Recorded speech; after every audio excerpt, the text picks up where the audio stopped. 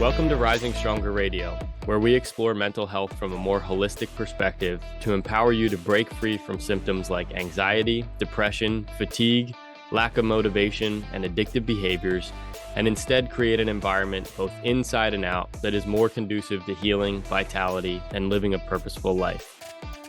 We focus on topics like the power of nutrition, movement, and other lifestyle habits, how to navigate the toxicity and pitfalls of the modern world, as well as philosophical, spiritual, and religious concepts to help you bring out the best in yourself and find your place and purpose in creation. My name is Keith. I'm a holistic health coach and independent mental health researcher. I'm also someone who has faced significant struggles with anxiety, depression, addiction, and other chronic health issues. If you haven't already, you can head over to my website, risingstronger.com, and download my free high mileage foods for mental health guide. I also offer a free 30-minute breakthrough chat if you're interested in personalized guidance in dialing in your nutrition and lifestyle habits to support energy, clarity, and happiness. With that said, let's get into today's episode. All right, welcome back to Rising Stronger Radio. I'm joined today by Nick and Nathan from Mitigate Stress. So I was thinking, Nick and Nathan, that we could kick off. I'll just pick one of you. Why don't we start, Nathan? Can you just give us a bird's eye view of your kind of journey in health? And then once we talk about both of your stories, we'll dive into Mitigate Stress and how that came to be. Yeah, sounds great. Let's see, I guess we can start back when I was, 18. I grew up relatively, I guess you could say, healthy. I was very active as a kid, played sports, baseball and golf mainly. Grew up on the standard American diet, thought I was healthy. At the age of 18, I was a freshman in college, and that's what was the first kind of health scare that I had. I woke up and I couldn't move. I thought I was paralyzed. Ended up having Bell's palsy, so the whole left side of my body was kind of damaged from what I know now is as excess stress hormones and adrenaline, which was one of course motivator to starting the business and getting that Mitigate Stress name out there. But I didn't really make any health changes when I was in the hospital for a couple weeks with like a PICC line where I had to inject antibiotics into myself. I didn't really know any better of health. I thought I was healthy and just went about my life, kept drinking, kept doing drugs in college, and eating whatever I wanted. And it wasn't until I was 24 that's where I was friends with Nick at the time. We were personal trainers at a Gold's Gym in Herndon. And that's where I had another health scare. I was inflamed in all my joints. I was bodybuilding at the time.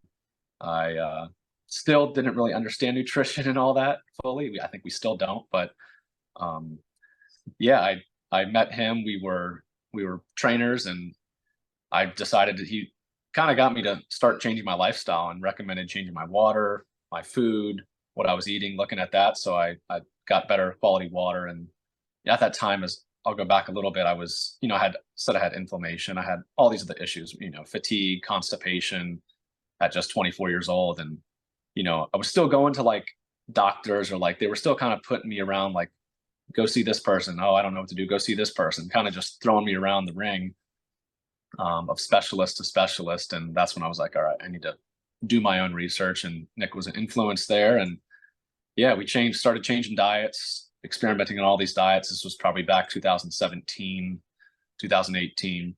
And that's what just led us into experimenting with so many different health tools and products and supplements and workout routines, just trying to figure out the whole holistic approach to, finding, I guess, truth. I wanted to know truth more in the health industry and the food. And ultimately this led us to finding truth in Christ and in God. And that's what we were looking for deep down.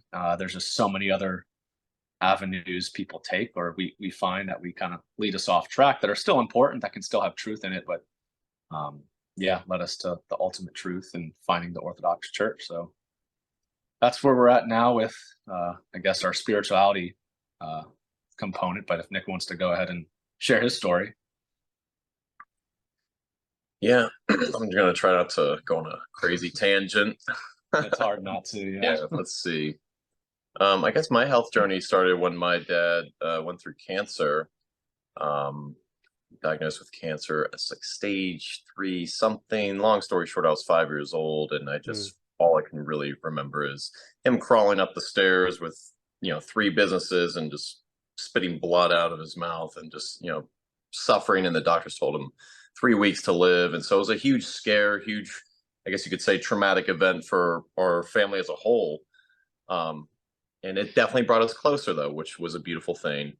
But my dad had the mindset, and that's what I really learned from my father at a young age. Even though our disagreements on nutrition and all those other things, I really still appreciate his strength and his mindset to fight for his family. It's just a beautiful thing. It's a beautiful story. But basically, unfortunately, that led him to kind of cut out meat, cut out fish, cut out eggs, eventually cut out dairy.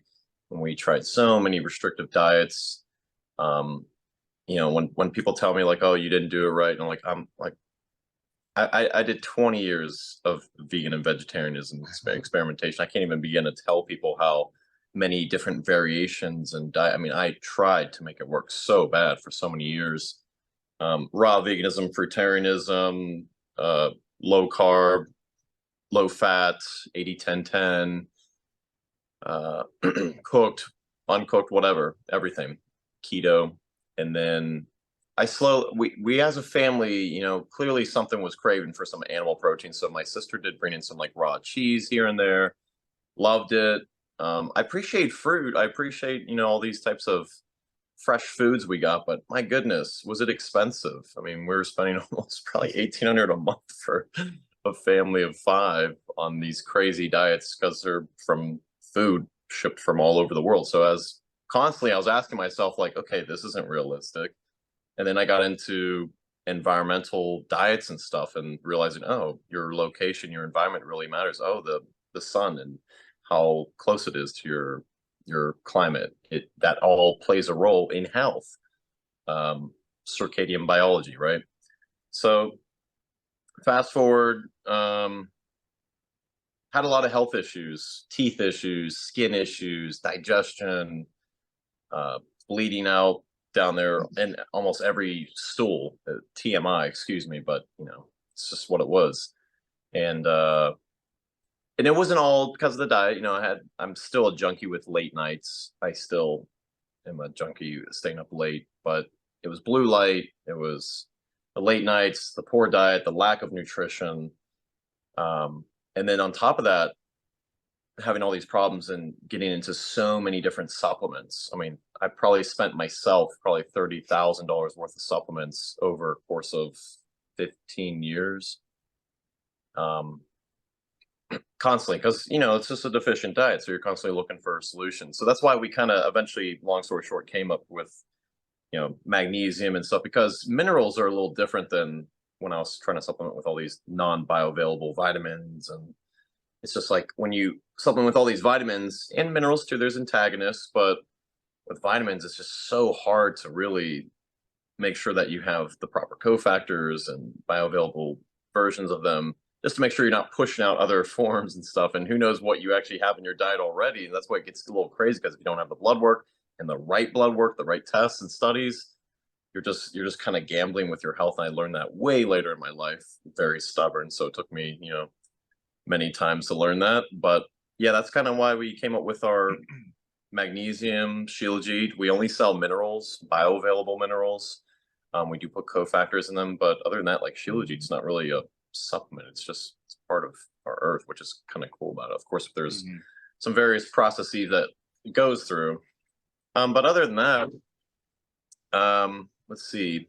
Yeah, I met him at Gold's Gym. He already said that. Gold's Gym Herndon, circa 2017? 17, 18, yeah, 17. 17, 18. So yeah, 16. Yeah. 16. Yeah, I was bodybuilding. I was just personal training. He was the assistant fitness manager. So he was more the sales guy. I was just the kind of chill, just want to work out, lift, row, train people for a living. But then, all my friends were kind of realizing that this isn't a serious job. At least it was never taken seriously. I always took it seriously. I definitely learned a lot and tried my hardest to go through so many different certifications and seminars and learn as much as I can. And still to this day, we're always constantly learning. One thing I learned from I was in the fire department for like a couple months. One thing I learned from my fire chief was that the day you stop learning is the day you retire. So I always kept that to me. But I saw a lot of unprofessionalism in not only our gym, but the fitness industry as a whole. People didn't take it seriously. People, if you want to talk about health, you got to go to a doctor, and then the average GP studies maybe 1 to 2 hours of nutrition optional. So that's kind of funny.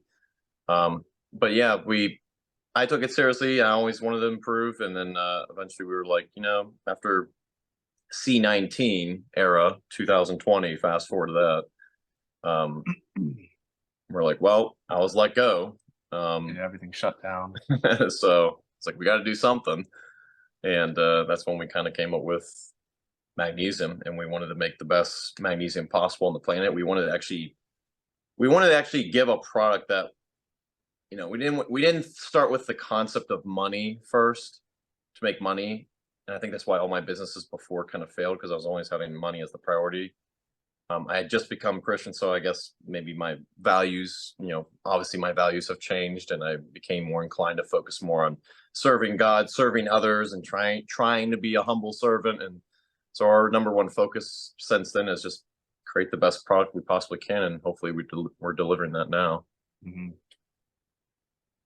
Awesome. So yeah, let's talk about Magnesium and maybe just to segue into that, like mitigate stress, your company, like what's the philosophy behind the idea of mitigate stress, and maybe touching on too, like how the average person may misunderstand stress or only have an incomplete picture, let's say, of what stressors they face in their lives. Yeah. So mitigate stress, we've had a couple names before, like conscious lift, stress habits. We like the name mitigate stress because it says what it says in the title. And our slogan used to be, and we still kind of have a slogan, but not really, it's unlock your body's potential. So we base everything off 4 pillars: movement or physical, and we've got nourish, so your food, your supplementation, your water, awareness of those things. Environment, which is huge. That's been probably my number one, besides the nourish, of course. Healing factor, I guess you could say. And then we have, last but not least, I gotta say, this is probably the most important, the mental and the spiritual. I mean, that's just, I thought I learned from my dad a lot, and I did, and I still am realizing all the wise words taught me. But, learning from the saints and the teachings of them in our church and these books and the Bible and scriptures, of course. And that's what we try to not get, how do you say it, like with the 4th pillar, not too religious. I don't want to say that, but we try to show people, like, look, these are like real applicable mental things you can apply in your everyday life. It doesn't have to be spiritual woo-woo dogma, if you want to look at it that way. Instead, it's like, they give you clear, telltale instructions on how to live your life, basically. And it's just, every time I apply these teachings, that's why we put them in our routine and stuff, because it's changed our lives. Yeah, it's changed everything. Just catechism alone. What I'm sure you said you were going to catechism, but that's just like we have our hydration guide, which is like our foundation to mitigate stress. Like catechism is kind of the foundation to getting into orthodoxy and learning more about it, because we all have our preconceived notions of what religion is or whatever, or something is. It's like, but we just have to go into it with more of an open mind and try to learn and just stay as humble as possible. But yeah, I guess I don't know where I was going with that, but that's mitigate stress. Yeah, mitigate stress. It's not that we want to avoid all stress. Like, stress is going to happen every single day in our life. That's where orthodoxy and the spiritual mental mindset really helps with understanding that, okay, something happens in your life. It's how you react to it. Are you reacting? Are you going more into yourself and praying maybe for that person, or praying for guidance, or just having to deal with it and not overreacting? Because when we do overreact, it causes more stress hormones to be released. which when those build up can just relate into anxiety. They can come into a gut issue. They can, you know, create more maybe imbalances. They can drain more minerals.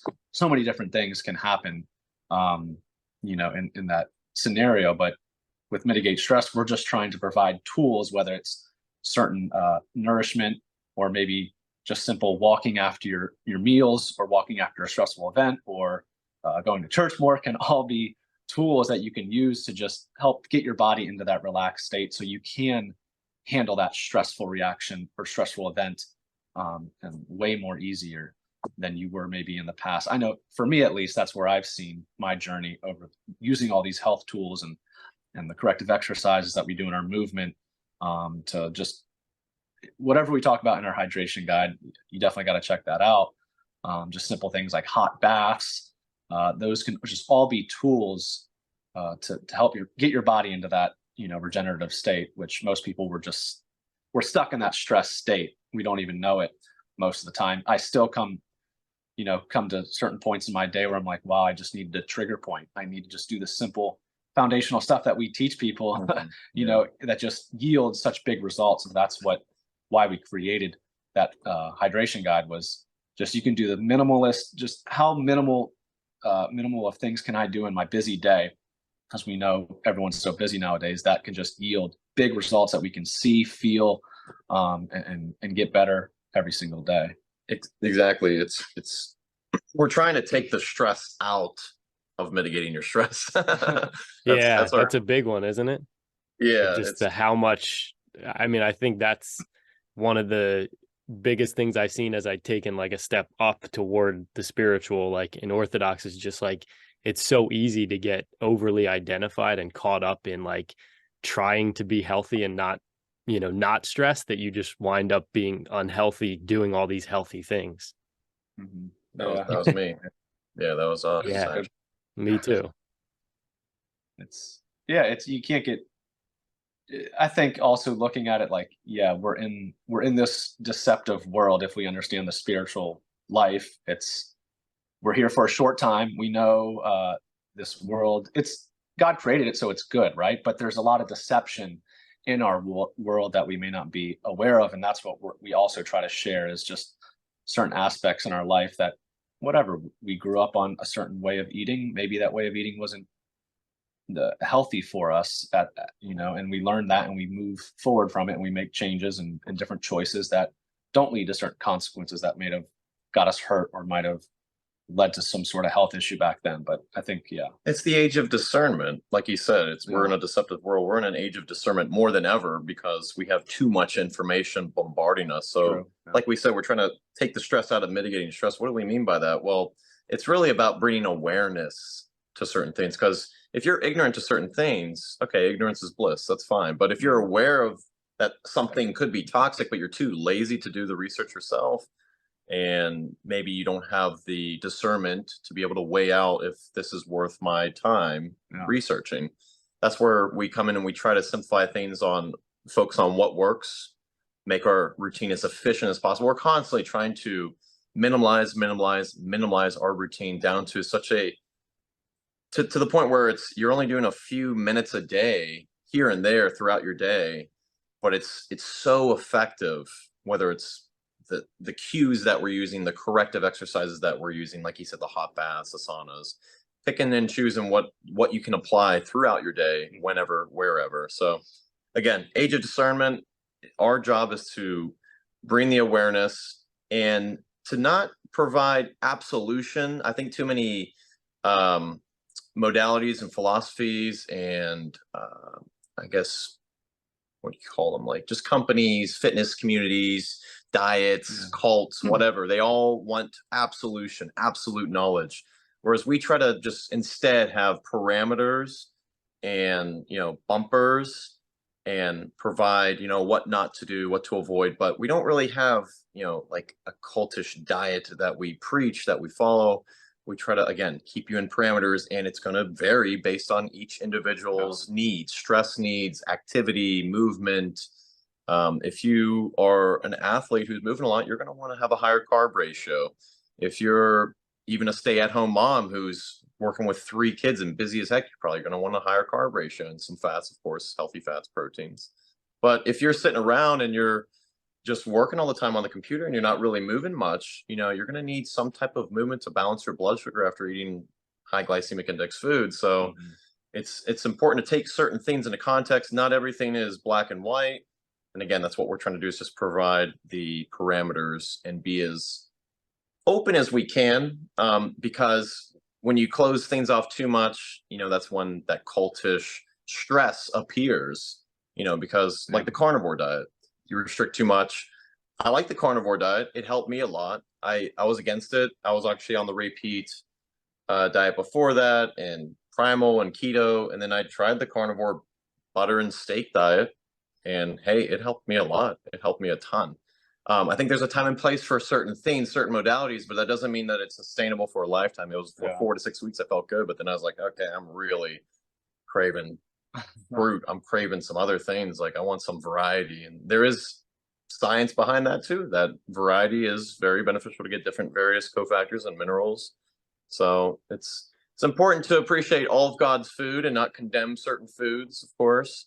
That's our goal. But again, we're not trying to be absolute on anything and trying to just keep people on the straight and narrow, I guess. Because it can get you, it can get you off the focus. I know in my last confession that just like our spiritual father was telling me, like even something good, the devil can use that to steer you away from loving God and focusing on God, alone, because our purpose in this life is to worship and sacrifice ourselves for God, one, and then to love our neighbor. Those are the 2 most important commandments. It's summed up in those commandments. So I think it's just so many things can happen in our life, and it's like realizing it's like our spiritual father says again, our life is not like a buffet at the Chinese restaurant. We don't have 722 choices to make in our day, or we have really one choice, and all these other things, even if they're good, whether it's a good food or going for a walk, and it can still take us away from the most important thing, which is worshiping God. I just wanted to add that in. Yeah. Let's shift to magnesium. All right. So that's obviously a big, everything that you guys are talking about is, funneled into that in some way in your business, or it's one of the key components of it. Would one of you just give a basic overview of what magnesium is? And I actually want to circle back to some of what you were just saying, but I want to connect it through this. So let's start there with just what magnesium is, or how one might understand it. Yeah, if you look on the bottle, it says master mineral drink. We called it that for a reason, because it is the master mineral. You can take all these other minerals, and that's great, but if you don't have enough magnesium, all of them are going to suffer. Everything else is going to suffer.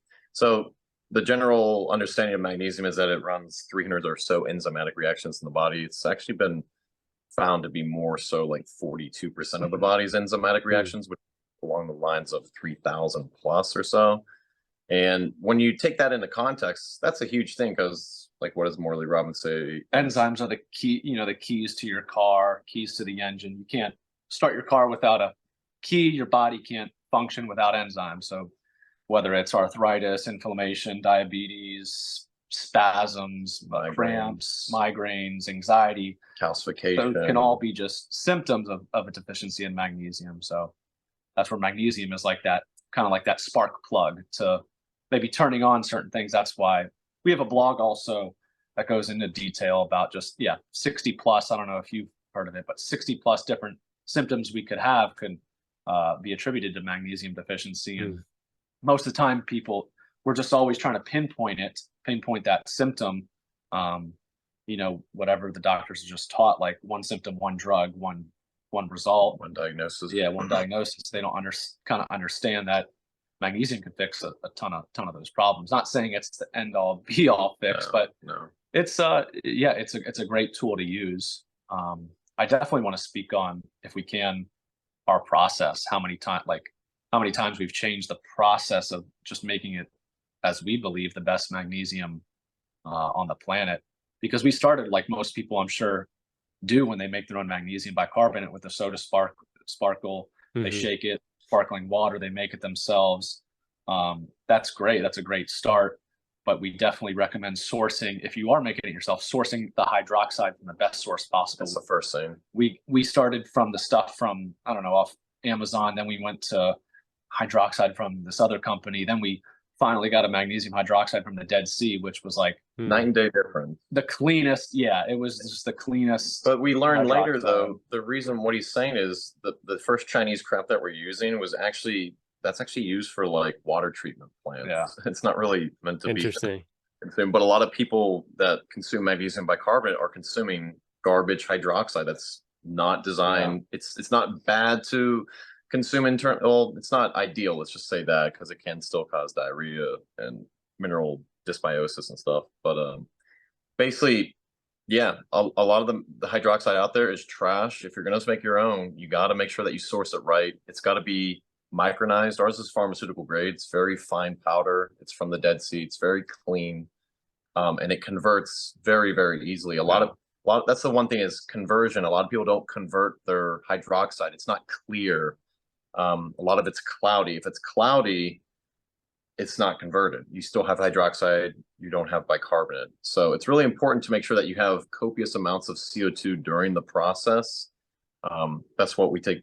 Yeah, we're really excited about our process to share it, because we do believe that we're probably one of the only companies in the world that does this unique process of just a lot of CO2 saturation with a lot of vigorous, I guess, antagonization. Because if you look at the chemistry reports, the hydroxide needs a lot of, I think the word does say antagonization, stimulation to convert to bicarbonate. It doesn't convert easily. So if you think you're going to convert it with just a soda stream, like, you're doing yourself a disservice. Yeah. It goes, there's a lot more that goes into it. And so when people, look at our magnesium, they're sometimes shocked. They're like, oh, it's bottled water for, $60. And we got all these discounts we don't even talk about. Yeah, it can come off like that, but that's because it's got cofactors, potassium, bicarbonate as well, sodium.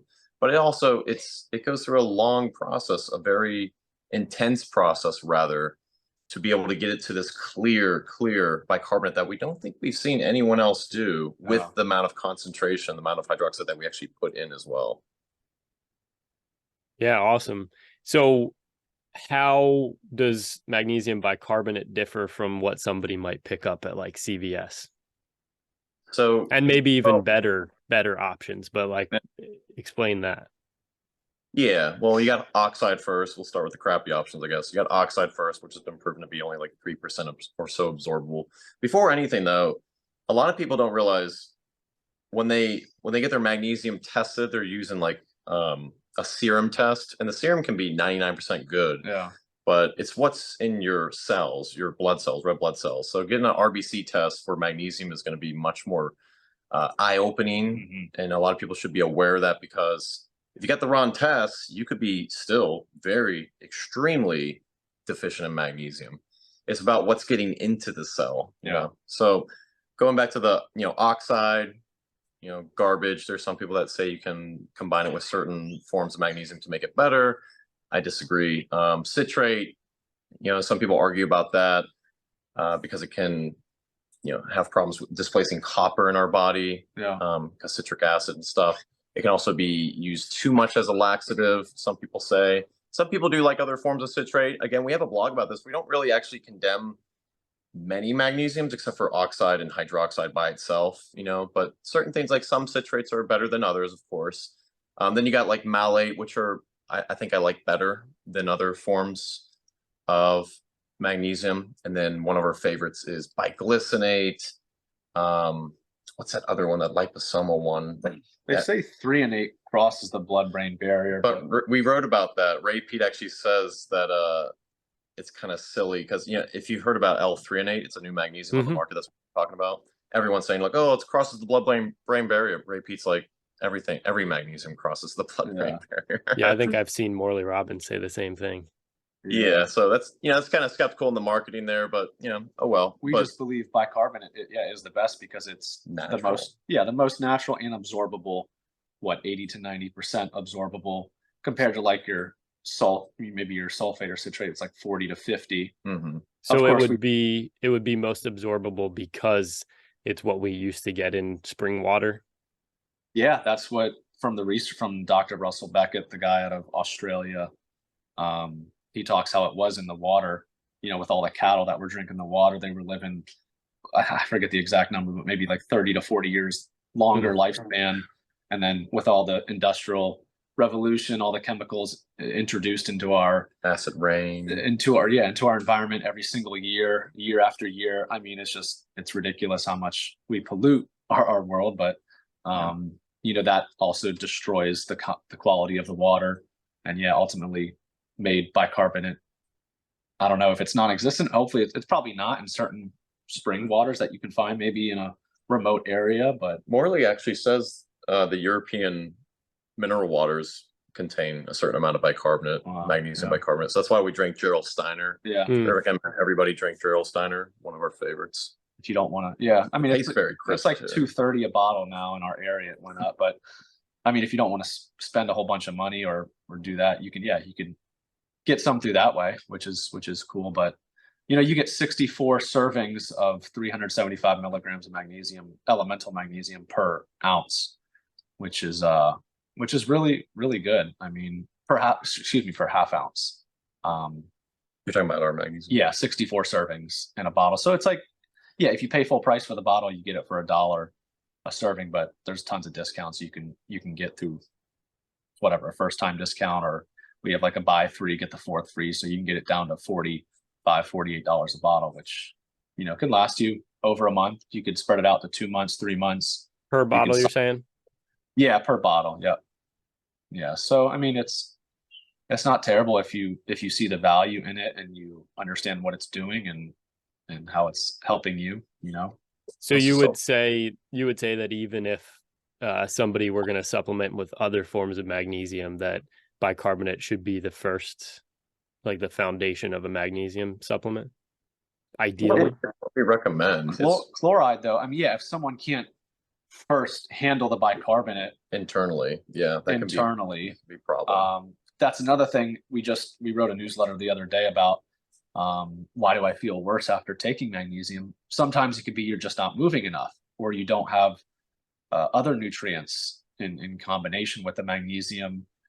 If you're just sitting down all day just drinking magnesium, it's probably not going to be the best for you. You want to be active. You want to be doing things like hot baths or trigger pointing or walking. Walking, simple things like that. But if you're someone who say you can't handle it, you got completely destroyed gut, maybe starting with a chloride form like our spray, where you could rub it externally, transdermally on your skin, or taking a bath like you're going in the ocean. That's what we have, a magnesium bath bottle where you can pour in your bath, or a spray, which are two great options to get it in transdermally, so your body can utilize and soak up what it needs and discard what it doesn't.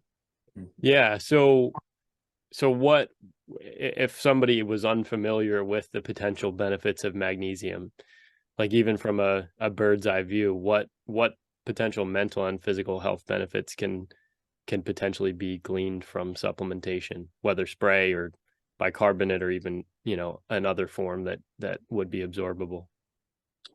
Like what you would feel, like benefits that you would potential.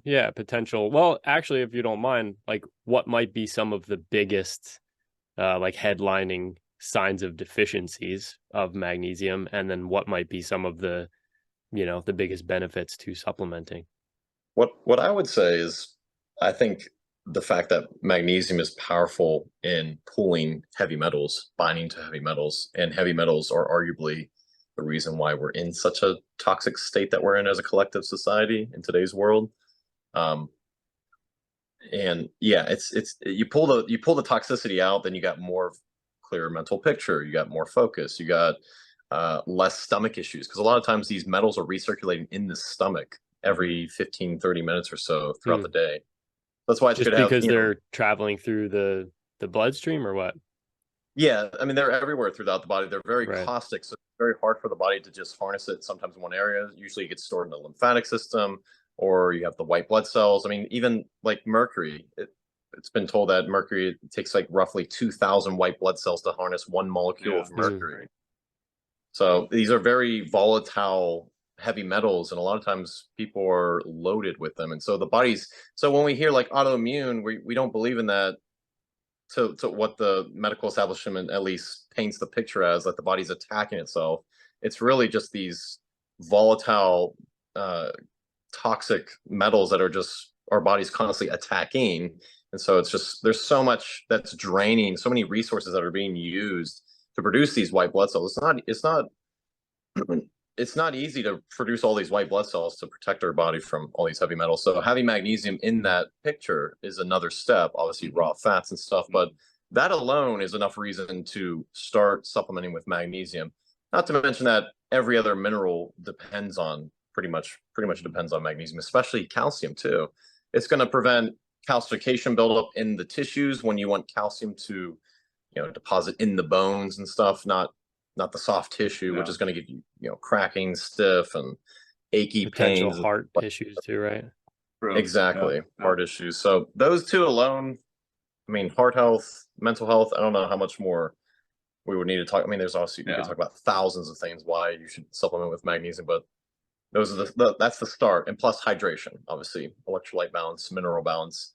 I had a lifelong, I guess, experience of cramping, muscle cramps, really bad muscle cramps every night when I was vegetarian for so many years, because I was very involved in athletics and stuff, and I moved a lot, and I would exert a lot of force when I would work out. Now I don't work out as stressed. We'll get into that.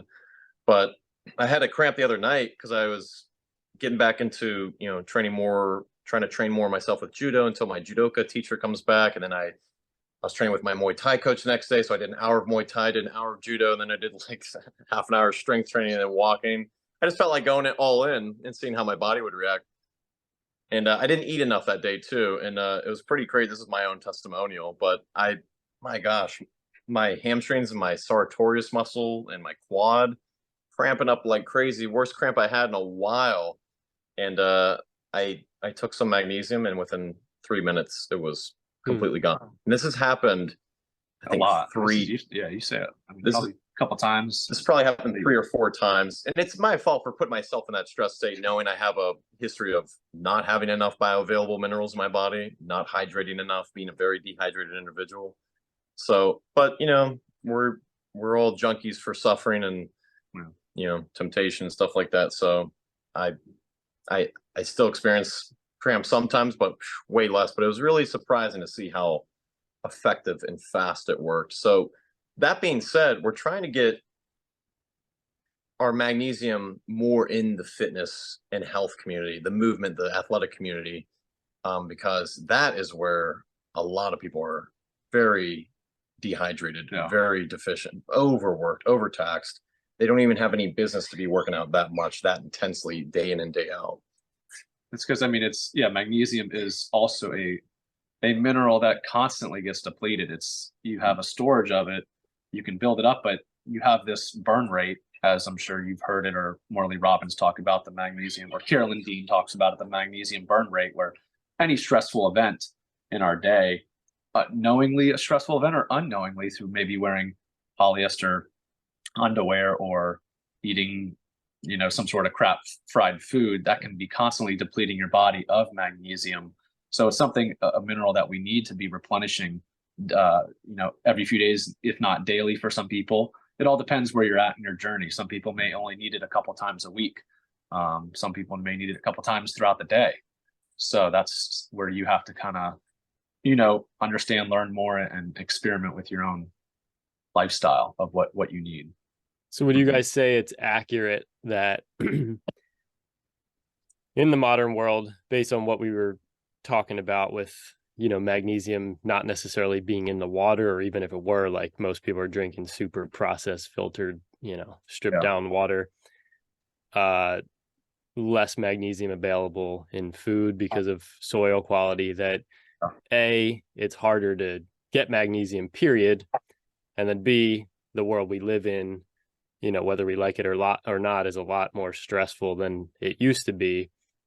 And that stress that we face is sort of like a vicious cycle, that the more stress we face, the more magnesium we need, the more magnesium we burn through or aren't getting, the more stress we're going to face. Would that be accurate in your eyes? Oh yeah. Yeah, For sure. Yeah. we think more than ever in today's world, people need to be really focused on their reactivity, like we talked about. I'm still, I mean, we all got a lot of work on, but that's my number one, what do you call it, pillar that we have, that I definitely focus on myself, or try, that I need to improve the most of, because that's just a huge stress. And if we can mentally calm ourselves down, and that's what, that's where prayer comes in, and, changing your mindset. So when you say reactivity, you mean like how you deal with an external stressor or something that comes up in your life? Yeah, anything. I mean, obviously, traumatic events are going to occur, and they are far out of our control and reach. So it's really important to be prepared for that mentally, that stuff's going to happen. That's my non-explicit way of saying stuff's going to happen. So it's really important to be prepared for that. And that's where we come in, because we want to try to prepare people as much as we can from the physical body, nourishment, supplementation, movement. So when stuff does happen that's out of your control, you, or at least on that part, are a little bit more prepared. But you still have to change the mind. Yeah. You still have to change the way you think, how you think of certain things, because sometimes events happen and it's a blessing and we don't realize it. Maybe we're not grateful for it. Yeah. Or it's for our salvation. There's many ways to look at something. True.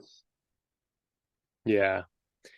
Yeah. Do you, well, actually, I have a question, but I wanted to give you guys a chance to just touch on the 4 pillars. I know you mentioned each one, but maybe like in your eyes, I'm thinking specifically with the movement part, how you might frame it for somebody to best conceptualize that you're not talking about like just go to the gym and destroy yourself 6 days a week, even when you're exhausted, even when you haven't eaten, etc. So kind of defining those. And then it's 10:52. So Nathan, whenever you gotta wrap up, feel free to just walk away, and thank you for being here. Yeah. Okay. Yeah. The movement, it's up there. All of it's important. That's why it's a part of our 4 pillars. Yeah. But if you can touch on each one, I just meant as an example of what I was thinking was like how within movement it might be slightly different than what people think about like exercise and working out. No, that's a great question. Through all the trainings we've been through, the certifications, working with clients, it's just I think there's a couple things we miss throughout our training life, and what people do when they go to the gym is they think getting a workout, yes, is just getting sweaty, whatever, getting the heart rate up, getting sweaty, burning fat, like getting stressed. That's essentially what is happening in these mainstream workouts. When we come and look at it at the viewpoint of, we want to just use that workout, that time, whether it's 5 minutes, 20 minutes, 30 minutes, to get our body out of that stress state. We want to do things that are going to relax the body as much as possible through certain breathing techniques in our movement, and just the foundations of our human body, how God created us to stand, to walk, to run, and just getting our bodies out of that kind of stress state from all the sitting we're doing, from the whatever crap food we're eating. We want to move, kind of like we talk about trigger pointing. I don't know if your followers or listeners are adapt to trigger pointing, but trigger pointing is like wringing out the fascia. We're trying to hydrate the body again, just like we would a dried piece of clay. We need to add water to that clay to kind of make it malleable again. We're all dehydrated in some aspect or another. And that's the purpose of trigger poinning. And when you say dehydrated, you're talking about something more than just like drinking a bottle of Deer Park, right? I know there's so many little like rabbit trails you can go down on. It's the dirty water's stuck. And the clean water's the clean water is not getting in there. The cells don't want water. The cells want the nutrients bound to that water. So like he was saying, the wringing out the fascia, that's from Thomas Myers. He works with cadavers all the time. He's really knowledgeable person on fascia, and he talks about that, how you have to ream the fascia out daily. And if you want to have any chance of being healthy, because you can eat all this good food, All the but if supplements. you're not moving and twisting and literally moving that fascia, because our fascia is our hydration pack. It accounts for 60% of our body's total body water distribution. It's our hydration, or it's our water distribution tank, just like our liver is our glycogen pack. And so if we're not stimulating that fascia, everyone just thinks like, okay, I just got to get on a rebounder Yeah. and jump around. It's more than that. We actually have to explore different ranges of motion, twist. And that's where walking is sometimes the best thing that anyone can do and should do more often, 2 to 3 times a day, Yeah. 5 to 10 minutes after each meal or something. Because again, if you're not exchanging and pulling out those dirty nutrients, those metabolic processes that occur after a workout, the lactic acid, Dead tissues that are constantly, I mean, cells replicate and die every day. We need to get rid of this toxic waste, as well as all the other toxic crap we put in our body or have stored in our lymphatic system. That's the purpose of the hot baths and the nutrients, to kind of loosen up those toxic byproducts, using the food, the nutrients from fat especially, to help bind to those toxic byproducts and remove them safely out the body. And then the movement, the hydration of the trigger pointing, the gua sha, to help also the body, remove these things out of our body, to just open up really the lymphatic system, pathways, circulatory pathways. Yeah, because like we said, you can be taking any supplement, you can be eating the best food, but if your body's not hydrated properly enough to get those nutrients deep into your cells, and it's blocked from heavy metals and industrial chemicals and pollutants, it's kind of like a waste almost. We want to really work on lymphatic drainage and getting the body moving properly, but not maybe doing so much of intense workout just to get an intense workout done. I hope that makes sense. Yeah, sometimes these intense workouts can cause terrible histamine reactions. Yeah. Sometimes people aren't ready for them. Endotoxin reactions as well. I think I've read about, Ray Pete talk about, where I've experienced from when I first started Muay Thai only a year and a half ago. I started with the violent twisting of the roundhouse kicks and stuff. I was gassy for like days on end, and it was really stinky, really painful. And it just wouldn't stop for months. And I needed that violent movement, but some people may not be ready for that. So that's why, again, gentle rotation, walking. But I want viewers to view healing and health a little bit differently and simplify it. For example, if you have stuff stored in your brain, how's it going to get out? There's only one path. Yeah. That's the neck. So this is why it's so important to clear blockages, to create circulation, to influence drainage, because 1/3 of the lymph nodes are neck up. So if we're not stimulating this with gua sha, with trigger point release, and moving it, and even singing, and using the vocal cords and the fascia around that, you're gonna have some problems, because that's why a lot of people have thyroid issues. My theory would be maybe a lot of those thyroid issues are just from stagnation, lack of circulation. This can't drain. Same thing with your hands, arms. These are pumps for the whole body. Forearms, they get really tight. We're constantly using our grip. We're constantly locked up in that grip. Same goes with the ankles, the pelvis. I mean, the pelvis is arguably the femurs. They're the most influential throughout the whole body, probably, and the most dehydrated. I mean, it's so common. We have a lot of female, followers and customers, and you just hear all the issues of the cramping and the issues that females experience here. And even with guys, I mean, everybody is tight around their hips, and we think a lot of that can, be attributed and helped out with maybe not seeing as many symptoms from just doing more of the movement pillar to our business and philosophy. Adding that into your routine, we see many people overlook.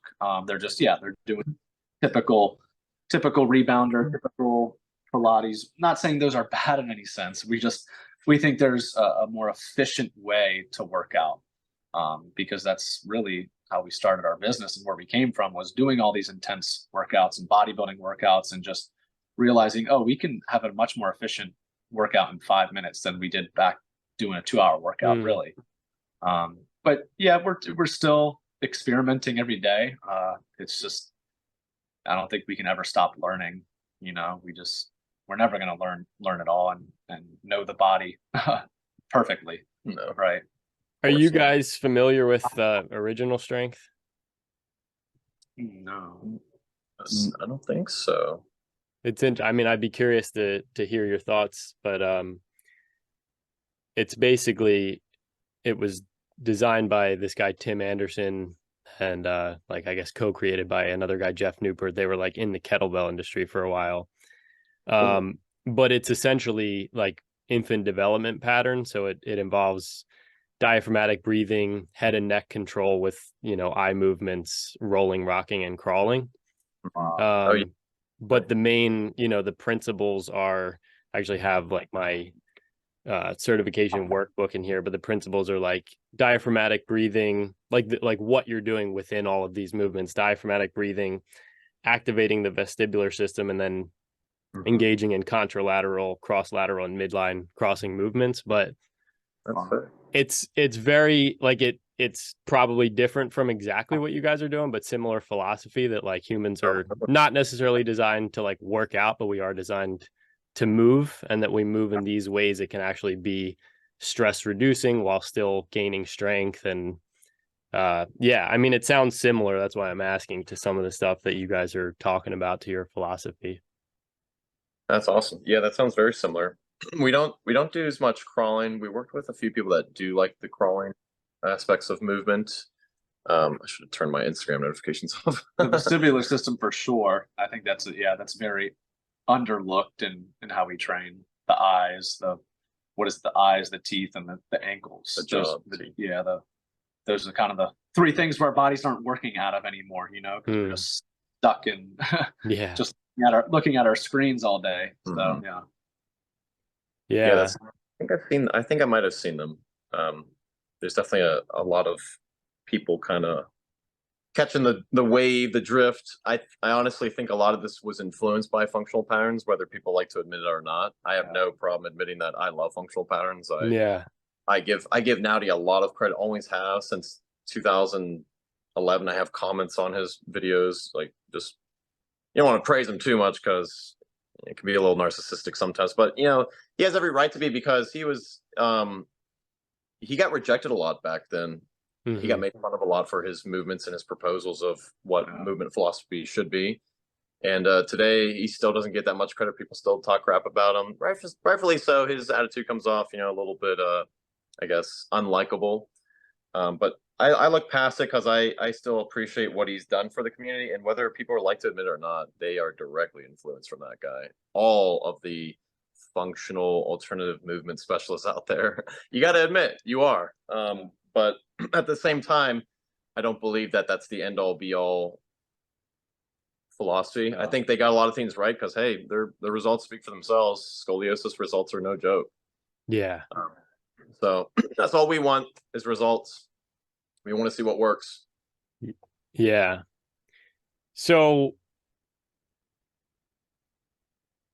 why don't we, to be respectful of your time, why don't we wrap up here? I have a lot of things that I could ask you. This has been an interesting conversation, and there are lots of rabbit holes in what you guys are saying that I'd love to tease out. Maybe at some point we can do a second one, but can you guys fill in where to get your hydration guide? I can link it in the show notes, but where to get that, your website, your flagship products, and anything else that you might want to like let people know about? Yeah, it's at www.mitigatestress.com. And you just go right on the front page of the website. It'll show you where to learn more about the hydration guide. It's a kind of a 6-week breakdown where we go through just simple exercises, standing, squats, lunges, just really the basics of our movement patterns of standing and walking, and just how we can improve the intensity of how we do those things. The cues of how to do that. Do you want to, because I think it would be, I mean, I'm familiar with what you're talking about in your guide, but so that people understand, can you give just like a short pitch on what you're actually talking about when you mean hydration, like that people aren't going to be like downloading something, just drink enough water or whatever? Yeah, it's the opposite of we've that. been meeting to kind of maybe change that wording Yeah. a little bit. We might. Because we see what you're talking about, but go ahead. Yeah, basically it's how can I summarize that? So we start with the nourish, because that's obviously what most people start with, because you don't eat, you're gonna die and you're gonna get cranky. So that's first and foremost. You can live without movement, kind of, in your environment. People live under, anyways. We start with nourishment, the most important. So we tell people not to drink too much water anymore, and to actually sip no more than 1 to 2 tablespoons of water every 5 minutes. We want people to start changing their mindset from chugging and the fire hose of hydration rather to an IV drip. So it's really about that IV mindset, and that's where we have the meals for minerals. We got a guide coming out for that, like a little cookbook or Just quick recipes. quick recipe guide. So meals, we want our meals to be minerally dense. We want to cover as many different minerals as we can, whether it's oysters, certain fishes, certain meats, certain forms of dairy, et cetera, et cetera. But then, of course, we have, like we said earlier, we have to have some type of twisting or exchanging of that dirty water with the clean, nutrient-dense water. That water has to get somewhere. So that's where we go into the movement. And then we have to make sure that we're in an environment that actually permits or allows healing to occur. There's always that saying that you can't ever heal in the same environment that got you sick. Yeah. I believe it. Whether that's you with a toxic job, industrial chemicals, cell tower, radio frequency workers, whatever. And there's a lot of RF workers that are coping and that are in denial. I've already been messaged by quite a few. But yeah, or you're sleeping by a Wi-Fi router, simple things that are just maybe, the research isn't there for a 3-year study, but there is plenty of research for the 10, 15, 20-year effects of certain things that we're talking about. It's the long term that we're focusing on. So we're trying for this guide to be a sustainable, efficient, practical, applicable. So we tell you what to eat. We don't tell you like a strict diet. We tell you how to eat. We tell you, how to drink, how to hydrate with certain liquids, and what's going to actually strip. Because we have to understand that water itself is a solvent. If you just keep drinking water and the best quality water, no matter what, and you just put some salt in it or whatever, it's still a solvent. It's still going to pull and leach minerals, even if it's not distilled.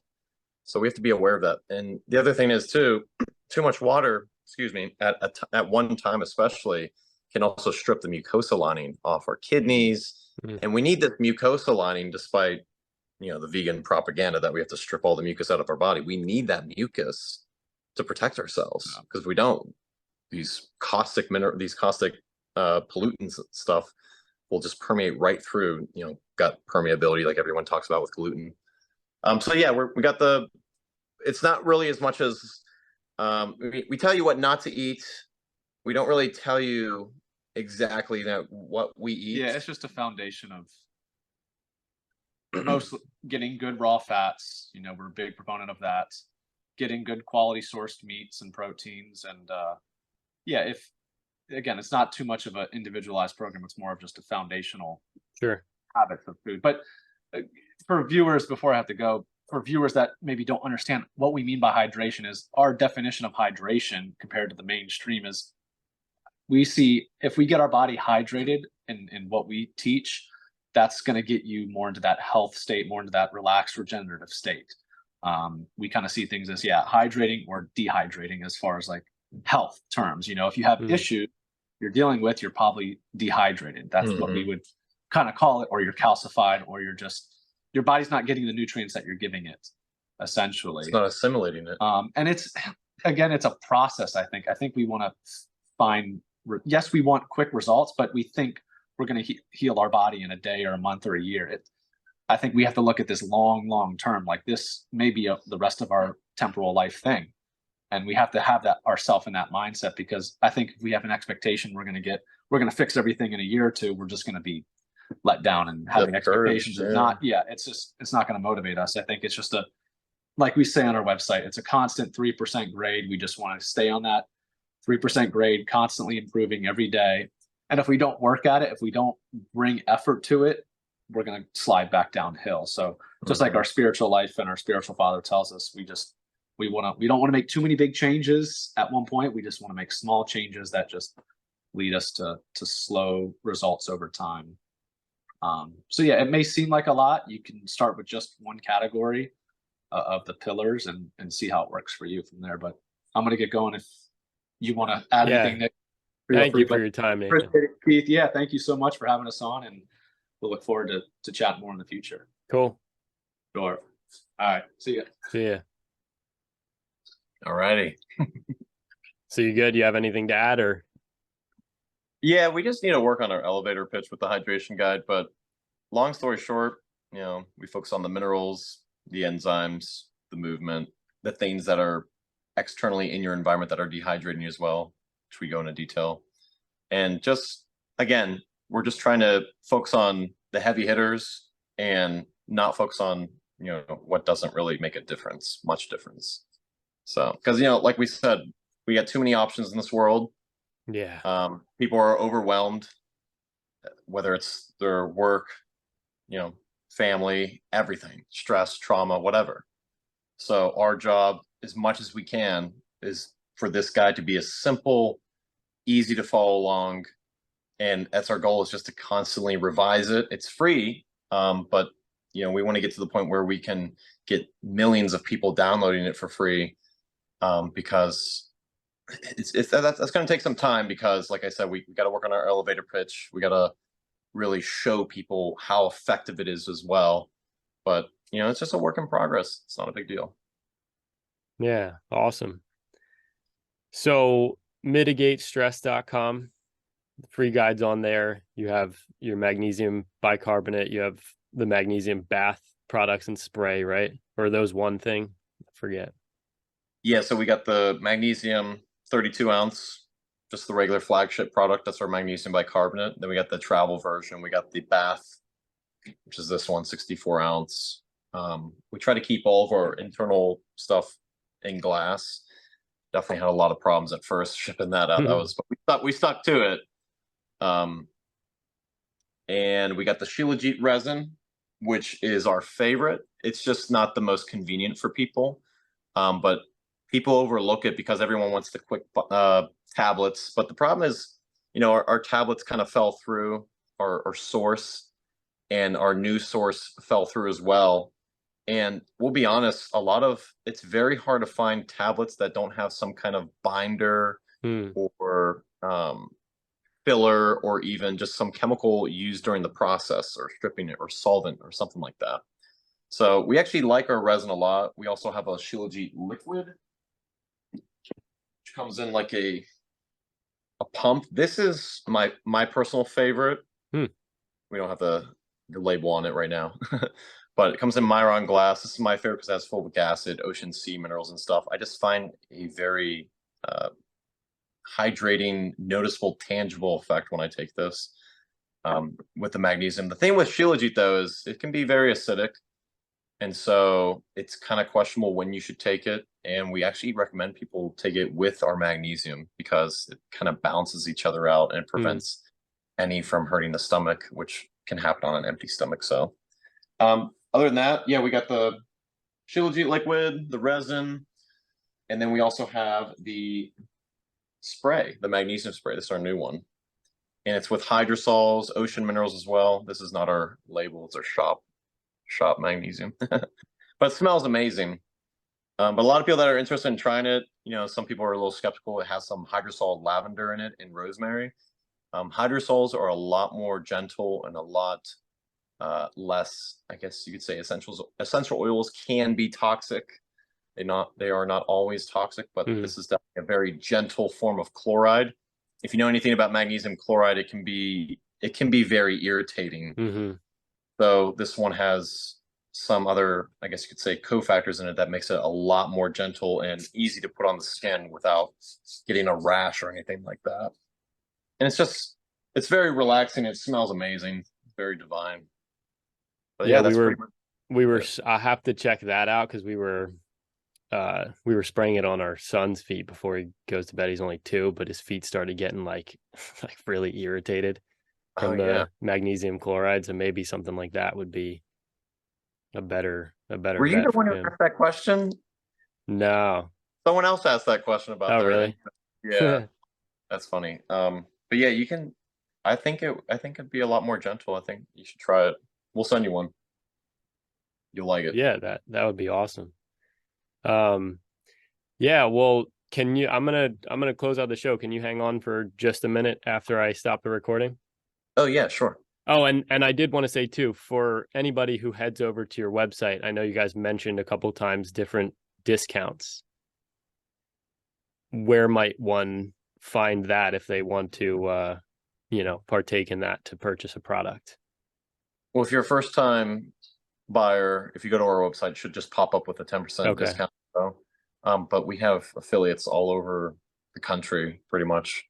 And there's always discounts going on.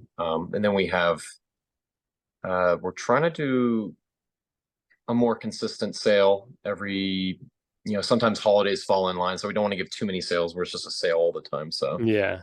but yeah, you go on, if you're a first time buyer, go to our website, it'll pop up with put your email in, and then you can also get our hydration guide at the same time as well.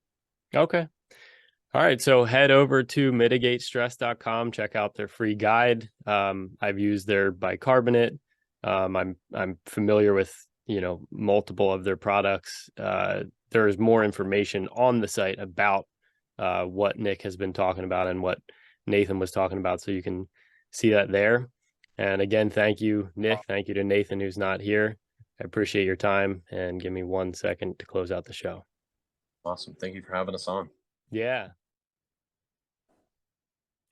All right. Thank you for listening. If you've enjoyed this episode, please leave a review on Apple Podcasts, Spotify, or wherever you're listening.